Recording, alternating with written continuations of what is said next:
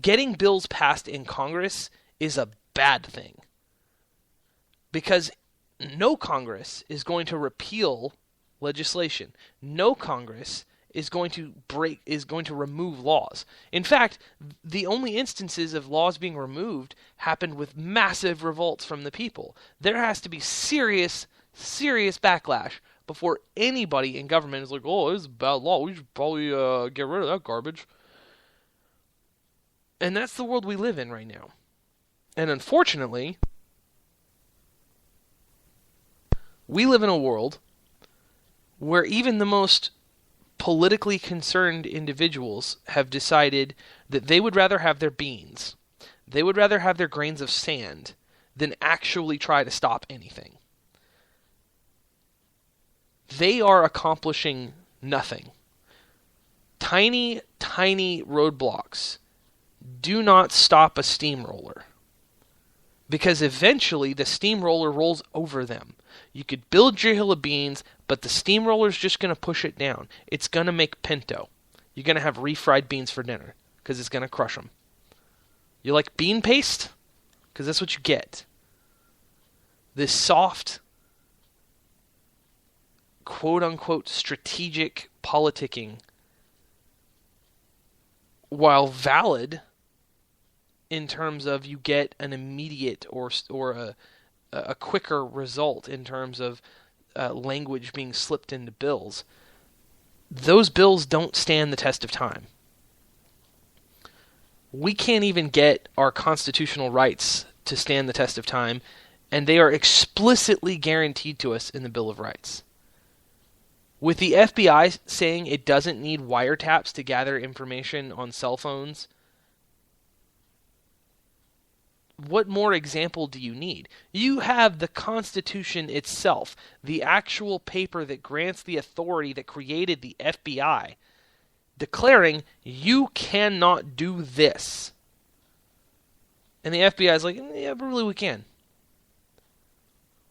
So, when you look at that, and when you look at gun control, and when you look at all of the licenses and permits and insurances and requirements that we throw on businesses, when you look at all of the laws that are prohibiting our speech, when you look at everything that the government has thrown at us over the last several hundred years, at what point do you acknowledge that government's just going to crap on your idea of freedom anyway? The government is going to crap on your idea of baby steps. Do we need 1984 to occur?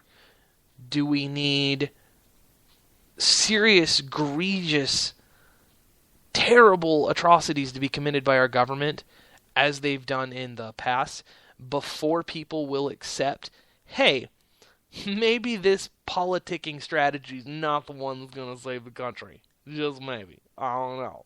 But maybe. And I wonder, because there's people that have lived more years than I have that can't seem to comprehend that baby steps mean nothing if the babies get run over before they've taken enough of them to matter. Yeah, I just used a dead baby metaphor, but whatever.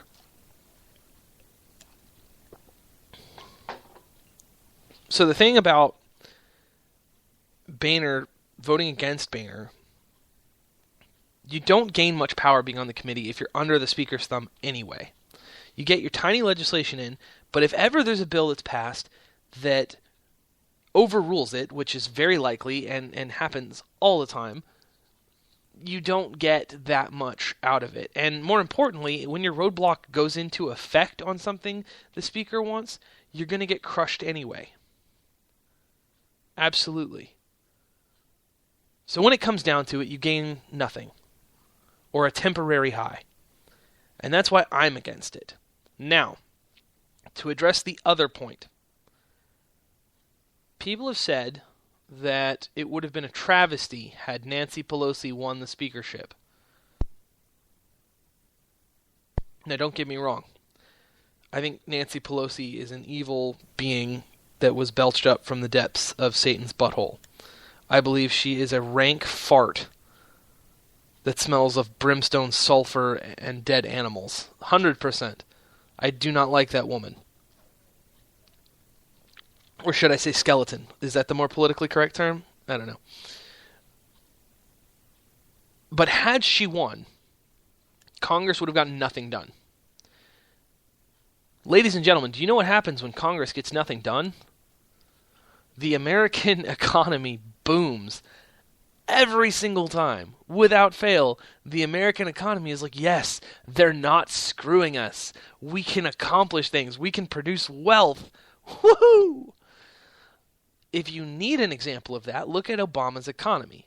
Now, Democrats are saying, Obama's doing so good for the economy. How can you conservatives still hate him? You're so stupid. And conservatives are saying, well, it ain't his doing. It's just because the economy's recovering on its own, because that's what the economy does after a certain amount of time. And you're both wrong.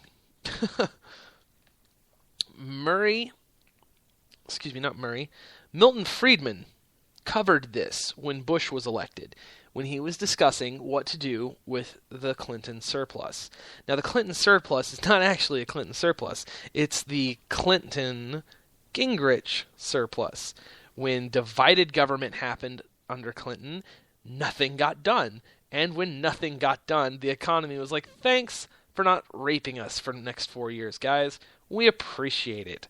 So what we're going to do from now on is we're going to create wealth and jobs until you guys decide to roll over on us again.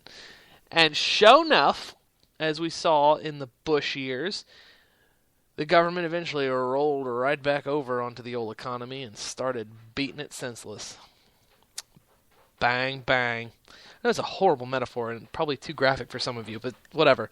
It works. The economy and government, the government is just holding the economy down and beating it, and that's what it does. Without the economy, we wouldn't care about the government, to be quite frank.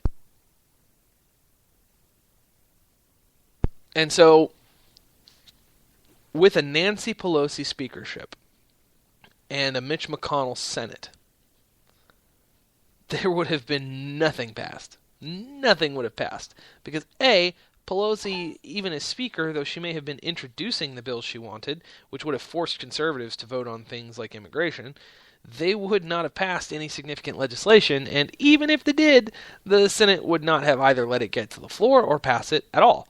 So it would have been another one of these situations where you've got a Democrat leader going, let the conservatives vote on it. Let them vote. That's my Harry Reid. He's not very good. I don't like to impersonate Satan often, but that's right. Apparently, with the two metaphors or with the two comparisons together, Nancy Pelosi is actually Harry Reid's fart. So good on you, folks. You can use that one to your content. But the point remains valid. The U.S. economy would be infinitely better, absolutely infinitely better, if the U.S. government was not able to pass enough stuff. If the U.S. government was not able to pass enough legislation, and they wouldn't have. It's a guarantee.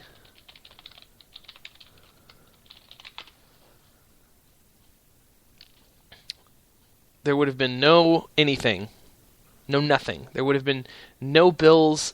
There would have been a continuing resolution. That would have been probably about it. You may have had some basic stuff get through, but you really wouldn't have seen anything significant in that aspect.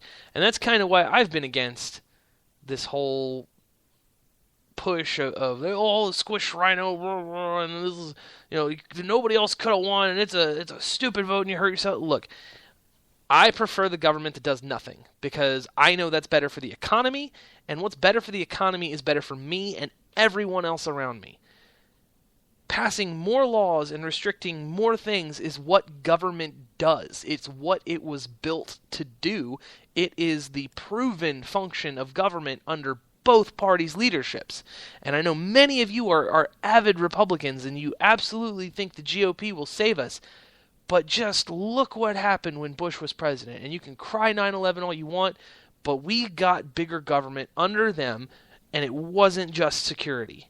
It was entitlements too. And we never got any of the reforms that were promised, any of them. They did not do anything that they said they were going to do.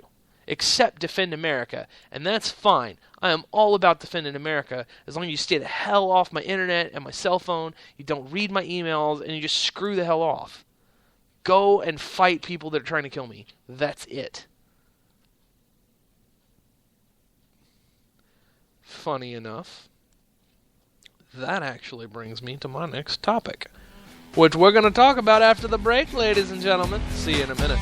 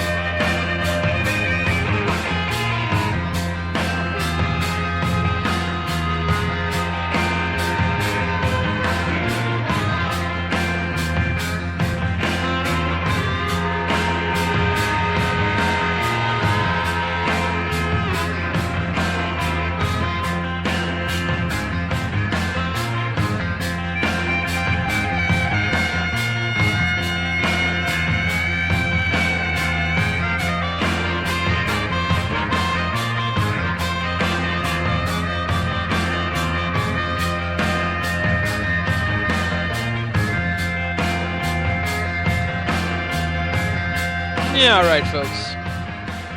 I'm going to crank this down a little bit here.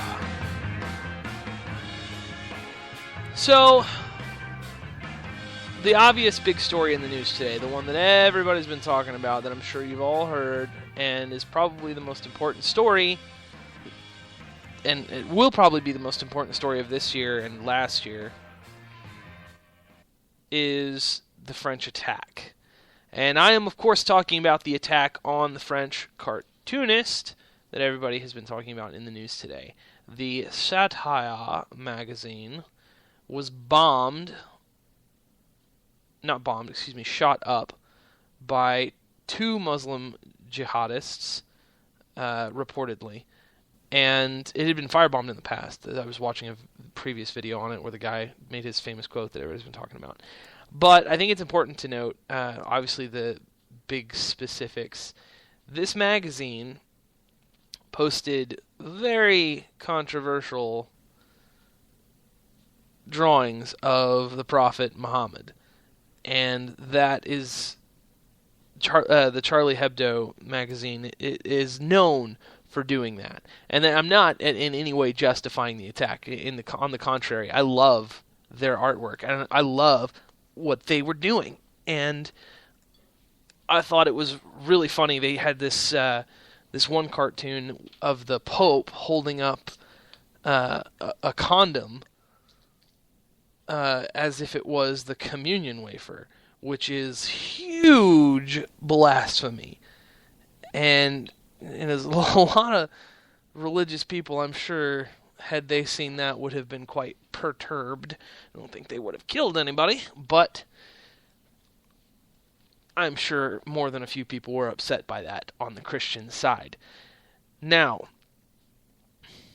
there has been controversy on this as well, which is kind of hard to believe, because this is a very straightforward, blatant issue. There's not really too much to debate in terms of what happened here and whether or not it was proper, etc. So I just would like to knock some of that out, if we could. The Charlie Hebdo magazine posted the exact thing to make them a target.